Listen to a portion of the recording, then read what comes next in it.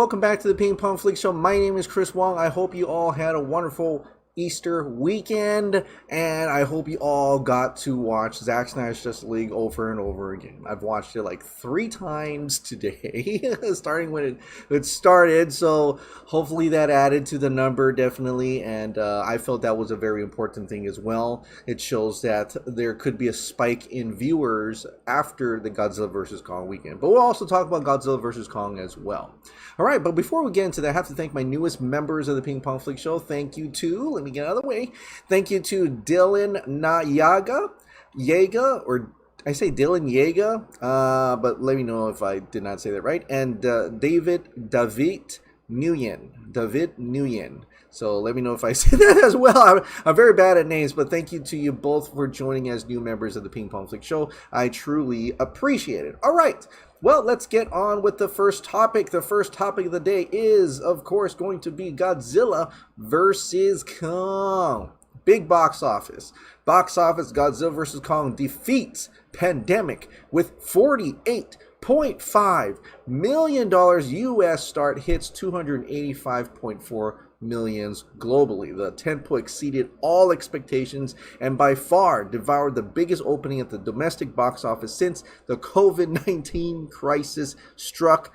Globally, it hit a huge 285.4 million on Easter Sunday.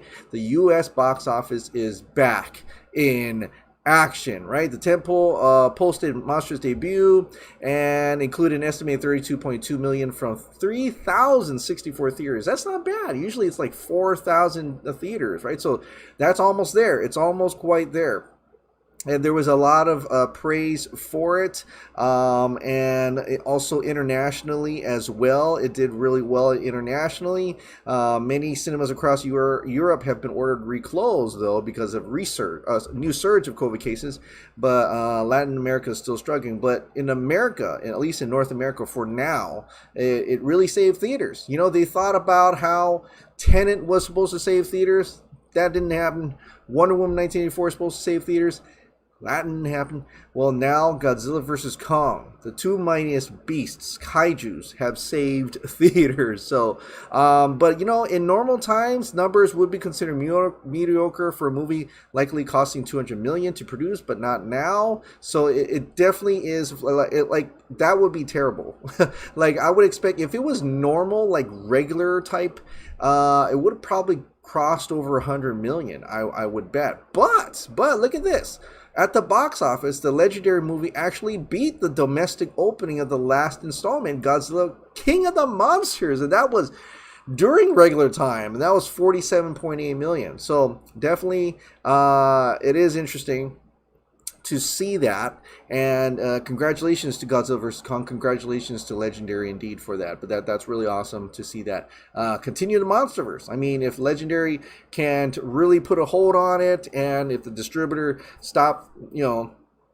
probably stop telling them how long it should be, we should have some good stuff. But you never know. Maybe that was a good call, what they had, and that's why it was able to be a big thing. But there's also something else here. They said HBO, like all other 2021 Warner titles, Godzilla vs. Kong launched day and date on HBO Max, yet it's unclear what impact that had on its theatrical run.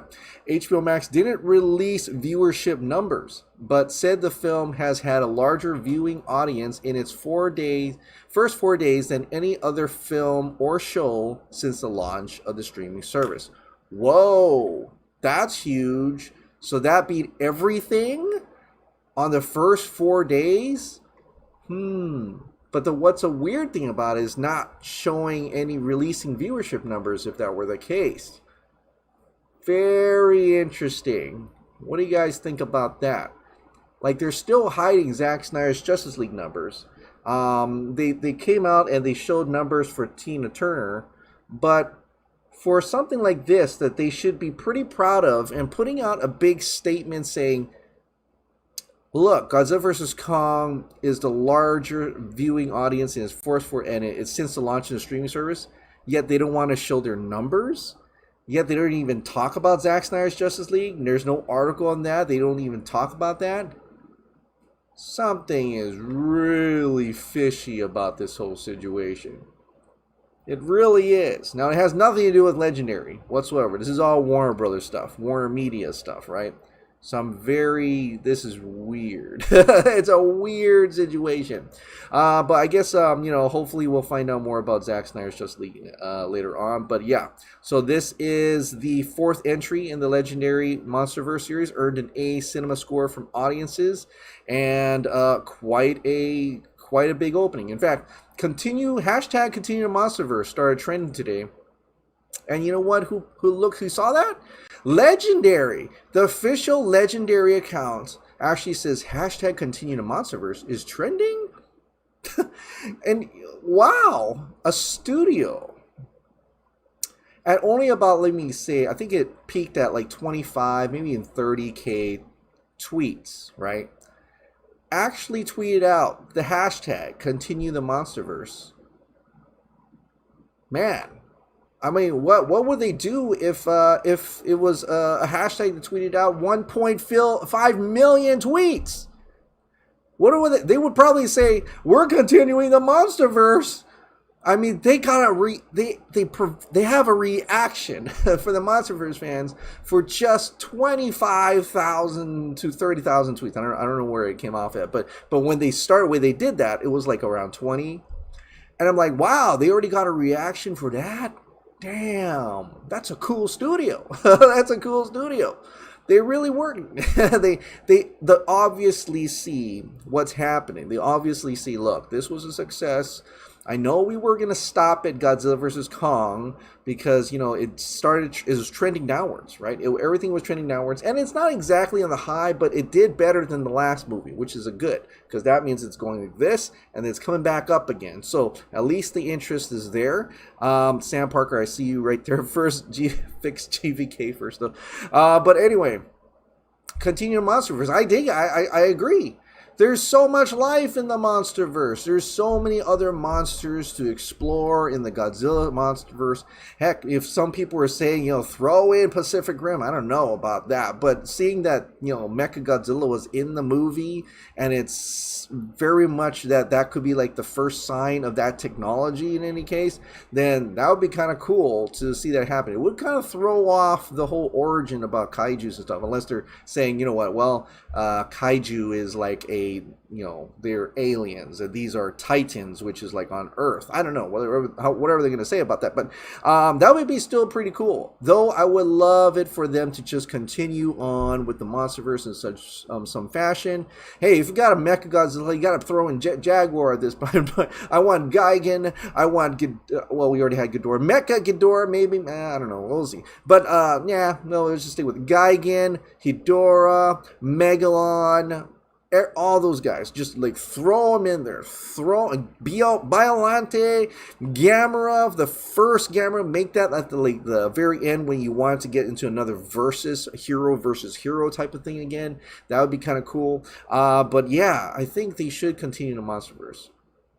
We'll see if they do. Since it's Legendary, they may actually do it. And I'm like, maybe if you give it to Netflix, I think they'll handle it better. I think they'll handle it a little bit better. But yeah, continue the MonsterVerse need. That's something I definitely would love to see as well. So hopefully for that. Yeah, great reaction just for only 25,000 tweets. Wonder what would a studio do with 1.5 million?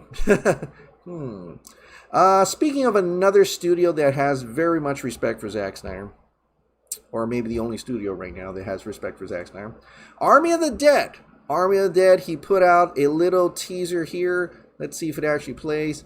Yep, so really cool little animation graphic. It kind of reminds you of Suicide Squad a little bit. It's like, this is the Suicide Squad. It's like his version of the Suicide Squad coming out. It's called Army of the Dead, and it's going to be a zombie heist movie. Always bet on the dead. Army of the Dead in select theaters May, and on Netflix May 21st. And yes, I said in fucking theaters. Glorious. Whoa, that is freaking awesome. Wow. They actually, the only other time I think that they've done that is Martin Scorsese, where they had The Irishman and they put it in theaters for him.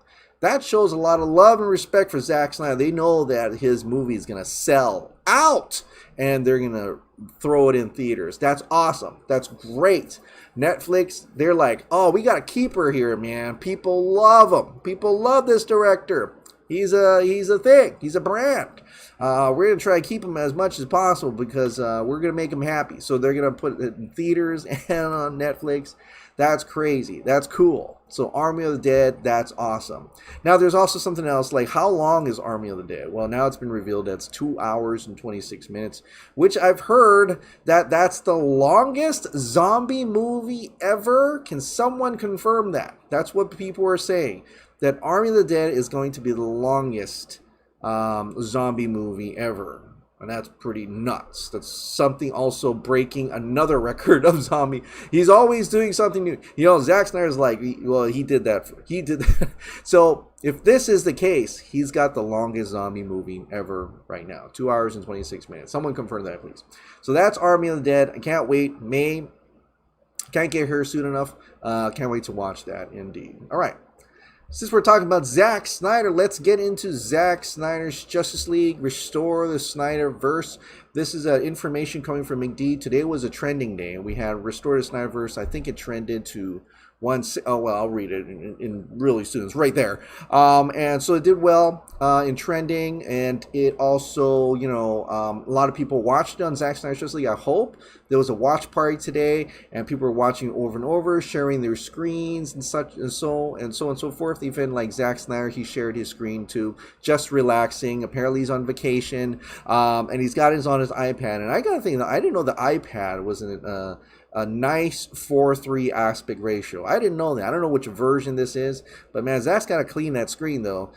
Just saying. But I don't know where this is. It looks amazing. Looks awesome. Looks like paradise. But yeah, it's great to see that he's on vacation and relaxing out there.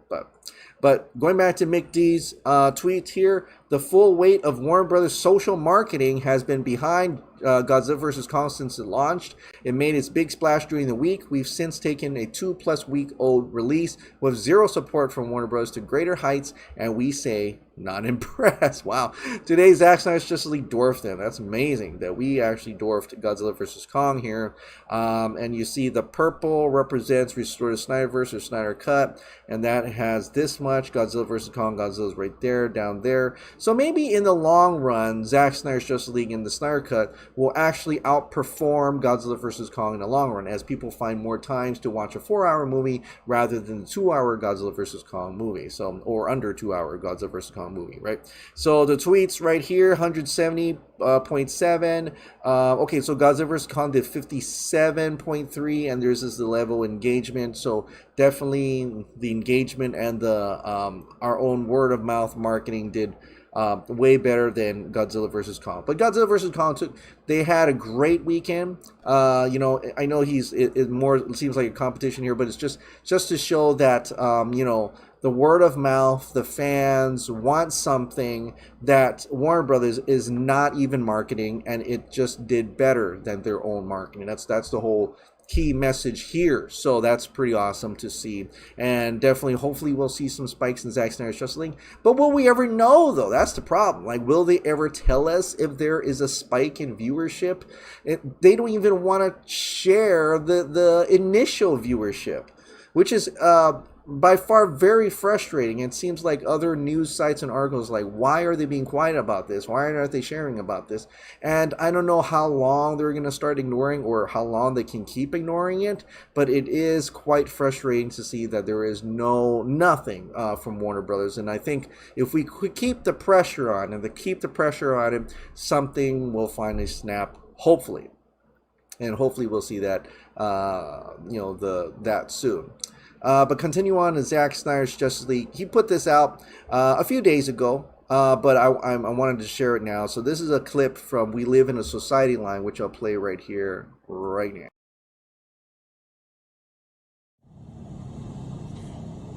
It's funny. You would talk about people who died in my arms.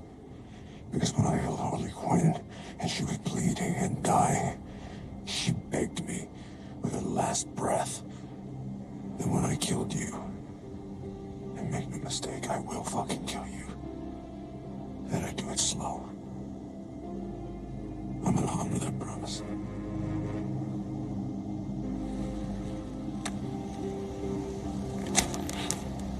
Maybe this will come in handy. Honor? Really, Bruce?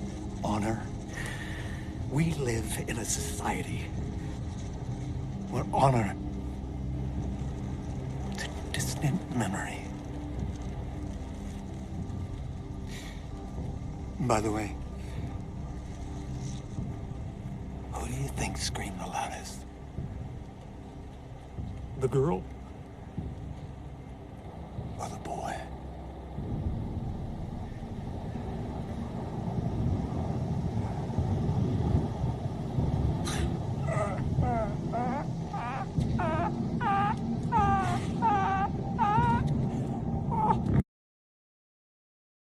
All right. Cool. So I rather like that line. I wish it was in there, but I think the key, the thing that he was trying to do was that after after Ben Bruce,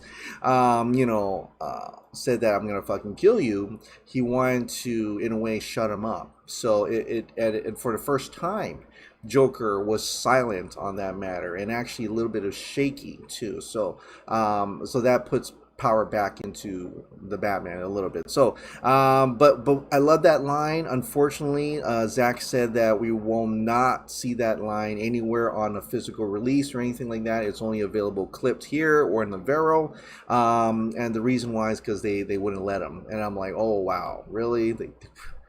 Just why would you? It's so frustrating about hearing that they won't let him do things still yet for a movie they call the Snyder Cut.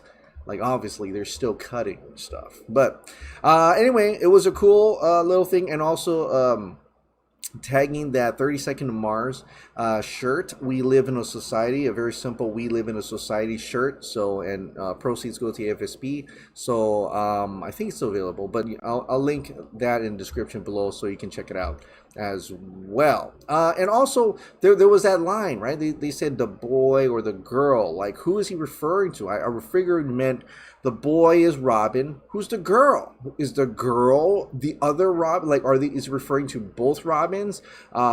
Dick Grayson or Jason Todd, Dick Grayson, or Carrie Kelly, if you will. What was he referring to? Well, he revealed it that the girl or the boy. What does this mean, Zack Snyder? And he actually meant Robin or Harley, which is interesting because I never thought.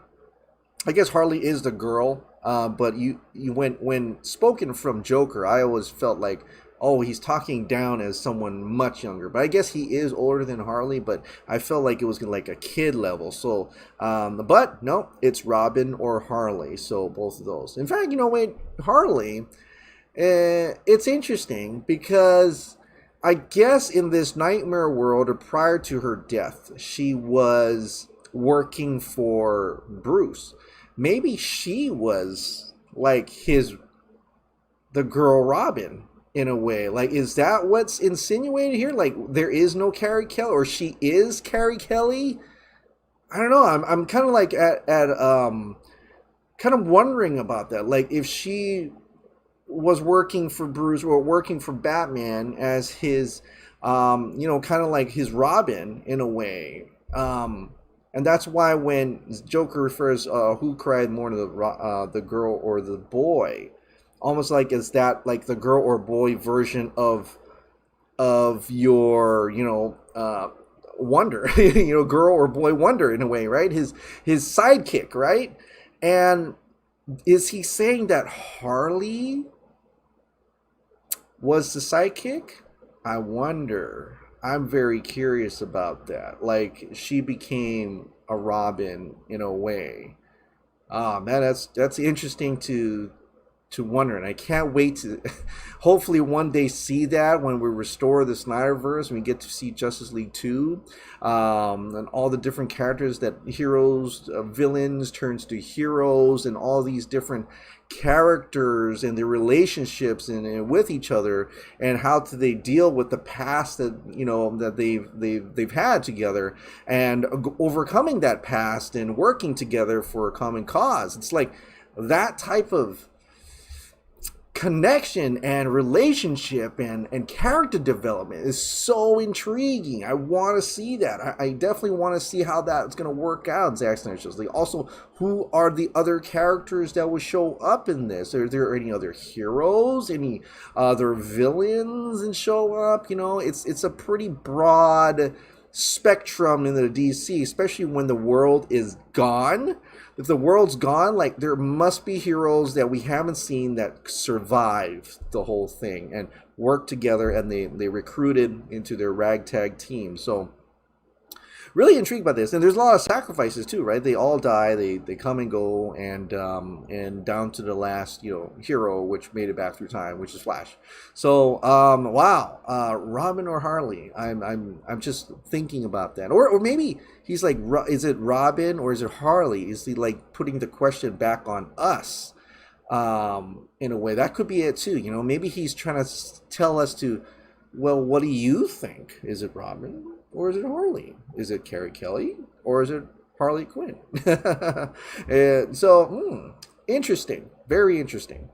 But a little bit more. One more tinfoil stuff. And this is, I find, very interesting. So, okay. So, Ohio Dave, he put this on June 5th, and I don't remember seeing it. And it was a part of the comics, right? It was a part of the comics, and the prequel comics, where they have Kara Zor-El, right? And we always figured the empty cask, the empty pod, was Supergirl. At least I thought it was, and a lot of us thought it was. A lot of us were very in tune with that theory. That's my tinfoil theory, in any case, that it was Supergirl. And, you know, Zack's been liking left and right, unless he's changed his mind since June 5th of whatever year this was. And I think it was an older one because of the, though even David's little icon is different on Vero now. But had a question for you, Zack Snyder, if you're allowed to answer. Was this a hint that Supergirl is already on Earth in the DCEU? Well, this was his answer back then. Not Supergirl, but someone. Thanks for the response, boss. And like I said, this is an older image. This is not his current image. Unless he had changes, and later on, maybe it is going to be Supergirl. But who did he have in mind? Not Supergirl, but someone. So that open creche is a Kryptonian. But it's not Kara, because someone else made that Man of Steel comic, you know. It wasn't him. So maybe that wasn't his original idea for that character. But we do know the pod has a an armored female Superman suit with a red cape, and he said that at the watch party as well. So that is indeed a female suit. It's not Faora's, because that's not her ship. This, whatever was the ship that this person came in on, but it was empty. But who could that be? And where has she gone? Where did she go? You know, and I can't think of anybody other than Supergirl. But of course, it's the Snyderverse. This is Zack Snyder's own universe, and he can damn well get anybody he wants to be that person, and you know, almost even change the mythologies of the comics and here and there, you know. So we're already thought about Grail and this, maybe it's Grail and stuff like that. But you know what? How's this? Okay. Now, I've seen people tweet under this that they have their theory about this person. And I'm thinking, no. Really? But wait. Granny Goodness? Do you think she was that Kryptonian from thousands and thousands of years ago and now works for Apocalypse? Now works for Darkseid? Because, you know, honestly, it is interesting that she is human. Oh, she looks human. I mean, Kryptonians look human as well. And why does she look like that when everything else is either looking like a ugly parademon, or Desaad, who looks like a creature, Steppenwolf, a creature, Darkseid, creature, but she looks human, like, or Kryptonian. Is it possible that sometime, long time ago, she was picked up by Apocalypse and changed, and now she is Granny Goodness in the Snyder version of this universe, as you will? I wonder about that. But that means there should still be a Supergirl out there. And I don't know if, Zack would adopt Sasha Calle to be Supergirl for his universe or not. If there was any connection like that, that'd be kind of cool. But at this point in time, that open crash is not Supergirl, but someone. And the biggest theories I see now down in that comment was Granny Goodness. I see. That's quite interesting, and I don't know if it's true, but we'll find out. I hope when we, finally restore the Snyderverse and hopefully get Justice League 2 and 3 going, then maybe a lot more mysteries, a lot more secrets will be revealed from all this tinfoil stuff, right? So definitely looking forward to that, and hopefully that happens. But I'm hearing this week's going to be good. This week's going to be fun. And hopefully that's the case. And I just want to see those numbers. I think everybody wants to see those numbers. And I'm sure Zack wants to see those numbers as well. So let's get with it. All right. Well, that is it. Let's get into the comments and questions now. Members' comments and questions. If you want me to read your comment or question as a member, please join down as a member and put a comment or question. All right. The first one comes from, no, I thought it was, okay, no, that is the first one. First one comes from Manu Del Peck. What I wonder is, can you, I'm sure Wood figure it out, make a Godzilla or MonsterVerse film without any humans? I've seen someone mention Spielberg's War of the Worlds as a template, and that's a great one, where you follow only a handful of characters, but Edwards' Godzilla kind of kept it small, and Aaron Taylor Johnson's character is really very flat and one-dimensional. If someone can figure out how to make one of those films with no humans and still manage to get a narrative going outside of the fights, kudos. Well, you can. Like, if you're saying that there's still a handful of humans, that's kind of like Kong Skull Island. I think that's why it worked very well, because you kept it small. You didn't have to go so much. You kept it a few ragtag team of adventurers and, surviving in a monster-enriched world, and also for them to get eaten and killed, right? So, can you do it without any humans, though? That's going to be a challenge, because a lot of it, they don't talk. There's like no dialogue. Unless you count, I think it was Godzilla versus Gigan, the English one, or even the Japanese one, where Godzilla and Anguirus were talking to each other, and it's like, but in English it's like, Anguirus, get over here. It was weird. I was like, what the they're talking. That's weird. I like the Japanese version where it's like this tape sound, like but anyway, if anybody watched Godzilla vs. Gigan, you know what I mean. But will that work for in the MonsterVerse? I don't think so. I think just like Transformers, they're gonna throw in as much humans as possible, because they don't feel like execs don't feel like you can be very comfortable with just watching monsters. But it's getting better now. I think Godzilla vs. Kong, whatever you think of it, has proven that they can make emotional, have the character become, have emotions and actually show like he's kind of human in a way, right? You have a feel like Kong, Godzilla not so much, but Kong, I mean him like fixing his arm and stuff like that, and didn't want to help Godzilla at first and stuff like that. It kind of is very much like one of those 80s heroes, so it's like I can see him basically leading the charge if they ever do something like that.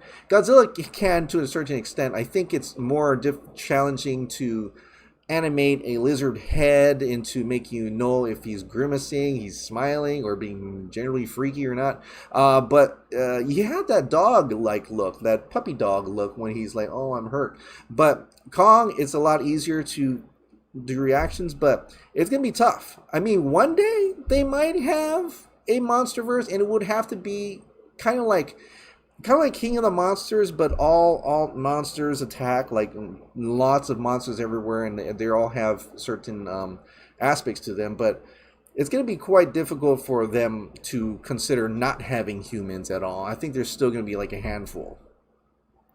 Warner Bros. Are afraid because they can't compete with Zack Snyder. Yes, I agree. It looks so good. I hope we can see this one day. Yeah, they don't want money, apparently. Who in the blue hell don't want money? I know. Who in the fuck don't want money?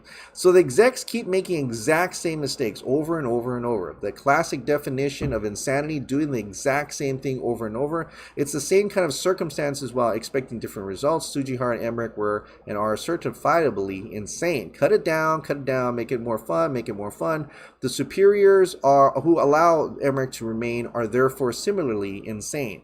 Even giving him some authority over the content of HBO Max, what are they thinking? What's crazy is that I think they even have, like, everybody keeps telling me, Chris, you're wrong. You know, Legendary has a final say. Absolutely. But Legendary is also contracted a distributor to distribute their product. And imagine if a distributor says, we won't show that unless it's under 2 hours. And test screening says it should be a little bit more funny. Or you should do this or do that. I think they have more pull because they're already contracted. I don't know I think it would be too late for Legendary to pull it out because it's already in Warner Brothers' hands. So I think at a certain extent they could they can't. I don't think they can tell them what to put out or stuff like that. But they can definitely say, you know what, as your distributor, we can't play these in theaters over 3 hours. So we're going to put that 2 hour mandate, and you have to do what it takes to cut down the movie to 2 hours because they are the distributor. My friend Cooper said to become a member, so I did. Well, thank you. Thank you, Cooper, for saying that as well. But thank you, David, for becoming a member. I appreciate it. Eric Blake, welcome aboard. Thanks, man.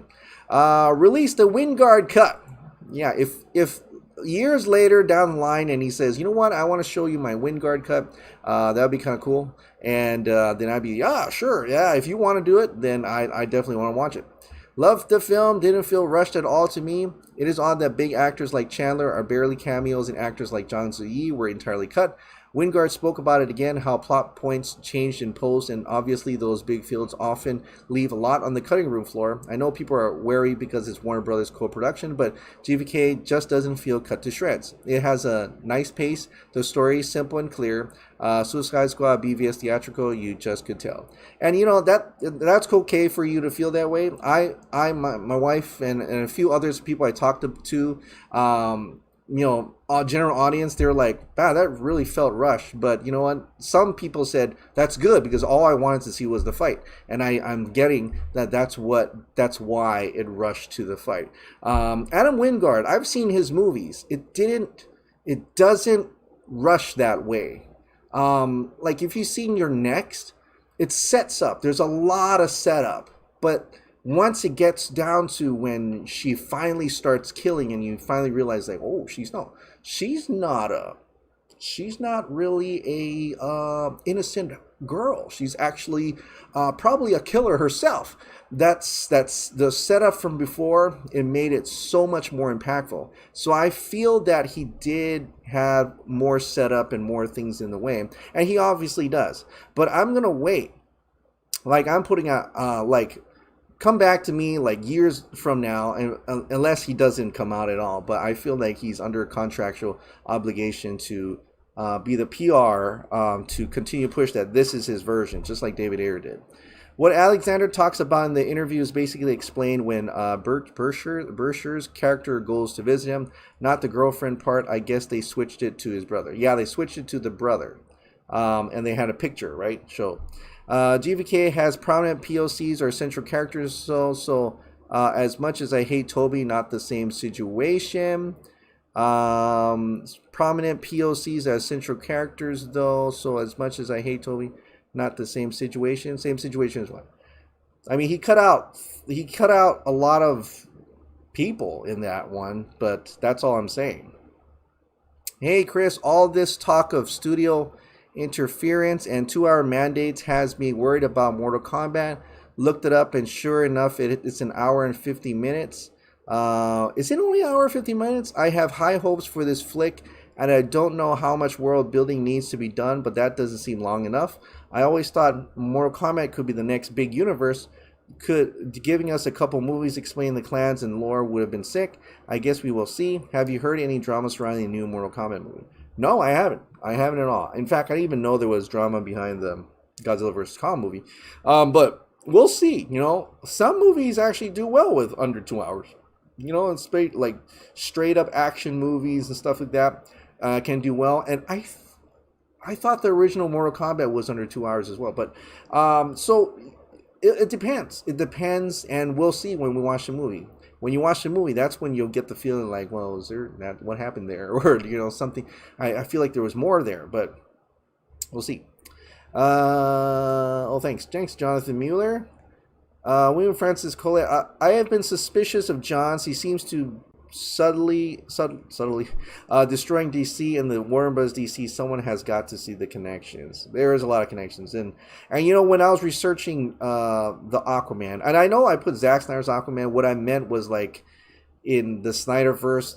I understandably, if James Wan directs it, and it would be James Wan, but I meant like his Aquaman and how it would connect without Jeff Johns' influence into it. So yeah, that's what I meant by that. But anyway, yeah, I didn't realize there were that many writers and how many writers were trying to build the story, and ultimately, you know, Beale left and Jeff Johns came in and kind of just revamped. In fact, when you see that credits, Jeff Johns' name is first.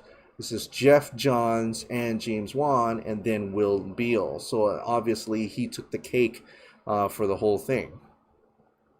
There's certainly support to the idea that Johns had Wan heavily revised the idea for his film. There was an interview with an insider back in 2019 saying that Johns was pressuring Wan to have Black Manta as the main villain instead of Orm in it. It would seem then, though, that what we have is a compromised version. Possibly heavily influenced, possibly, yeah. I mean, personally, I would still love Zack Snyder to adopt a lot of that stuff from James Wan's Aquaman. Zack himself seems pretty cool with the directions of Patty and James. James Wan's also said next Aquaman is going more serious and darker, I believe, so I think there is room to fuse the two styles, and I just love that costume design in the first Aquaman movie. Yeah, you know, I think without Jeff Johns' involvement in the second Aquaman, I think James Wan could totally flex his muscles a bit, and he's more confident now because he got one out and stuff like that. So definitely, it's going to be more. I'm thinking it's going to be a lot more horror in it. I mean, he even said that he wasn't able to do a lot of the horror elements in that other film, the first one, but he's going to go approach it a little bit more in the next one. So we'll definitely see a true James Wan Aquaman, I believe, in Aquaman 2, now that Jeff Johns is kind of out of the picture. Chris, thank you so much for doing this editorial. This has been driving me insane. Now, maybe some people will understand the Aquaman film is not in the Snyderverse. Can we expect a Wonder Woman 1984 editorial as well? LOL, I know I'm greedy. 84 editorial. Oh. Wait, what? Oh, you mean like what it was supposed to be? I'll have to look into that. I'm not sure. That's a good one. Let me research a little bit about what Wonder Woman 2 would have been like, and I'll get back to you about that. But that's an interesting one. I gotta think about that one. But yeah, a lot of people should understand. I mean, even Zack said that Aquaman and Wonder Woman kind of just. It's its own thing. They're branching off from whatever he was trying to do, and that's, you know, unfortunate. Yeah. There's only one way to fit this in the multiverse model and for it to make sense. James Wan's Aquaman stems from Justice League and is part of Hamada-verse. Whoa. The Zack Snyder's Justice League and Justice League connect at Wonder Woman 1. Yeah. Nobody wants to hear that. But that may actually be the case there. You know, that may actually be the case there, and they were really trying to connect it that way. Great video, thank you so much, I Hack Fruit. 2 writers, you know who could they hired? They could have hired and saved money. Our boy Zack, hot dog fan from life, restore the Snyderverse. I know. And so, like, if we do restore the Snyderverse, sorry, thanks, Kiran. But yeah, if we do restore the Snyderverse and they do Zack Snyder's Justice League 2, that was one of my questions in the Aquaman movie. Like, how would that go about? What will be the new storyboards for the sequel? Would Aquaman have the new suit? Would Aquaman be trying to, uniting the kingdom when it was already united at the end of Aquaman 1? Like, how would it work? How would they accomplish all that, right? And I guess the biggest hint is seeing the nightmare that he had additional photography for, seeing the Darkseid killing Arthur, and that was something new as well. To see that and see that he hasn't adopted James Wan's style in any way would probably say that, you know what, he's just going to kind of disregard that and just continue as if, as part of the storyline that he built. So that's how I'm thinking. It's going to be different from James Wan's Aquaman, and he's not going to really pull in those concepts at all from James Wan. And that's why I said I think it's going to diverge away. So, which he's able, he'll be able to do because that's his Snyderverse. It's on HBO Max, and James Wan can do whatever he wants on the other side. So, but we'll see. And it all starts with restoring the Snyderverse. It all starts with Zack Snyder's Justice League 2 and 3, right? And I hope that happens. I really do. I really have faith. I still got a lot of faith that there are corporate execs higher up in the chain that rather care about money than ego at this point. So, and hopefully I'm right about that. So we'll see. All right, well, thank you so much for watching. Like I said, if you absolutely love this daily dose of entertainment news and content, please click the like button, hit the subscribe button, ring that notification bell, keep this hot dog light on, and I'll see you next time.